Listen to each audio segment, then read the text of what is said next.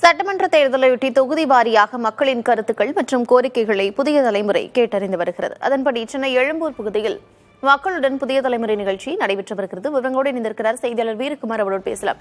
வீரகுமார், எழும்பூர் பகுதியில் மக்கள் தங்களுடைய கோரிக்கைகளாக, எதிர்பார்ப்புகளாக என்னென்ன விஷயங்களை வைக்கிறாங்க? என்ன விவரம்?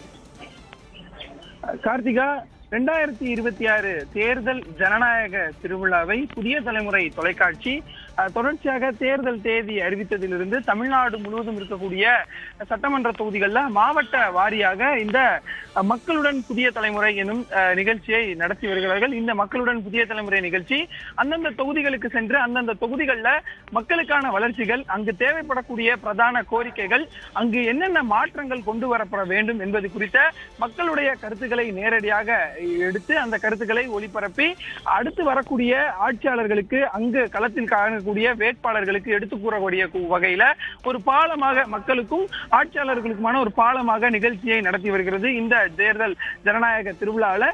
சென்னை எழும்பூர் சட்டமன்ற தொகுதிக்குட்பட்ட சேத்துப்பட்டு பகுதியில இன்று இந்த தேர்தலுக்கான, இந்த தொகுதிக்கான ஜனநாயக திருவிழாவின் ஒரு பகுதியாக மக்களுடன் புதிய தலைமுறை நிகழ்ச்சி நடைபெற்றது.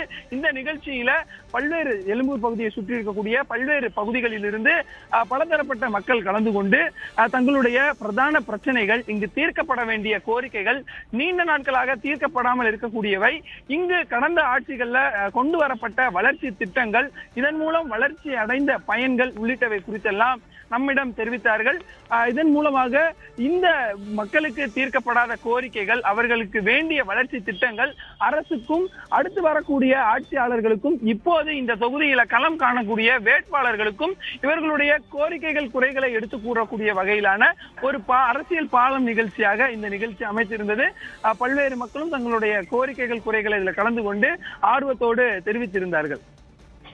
விவரங்களை வழங்கியமைக்கு நன்றி வீரகுமார்.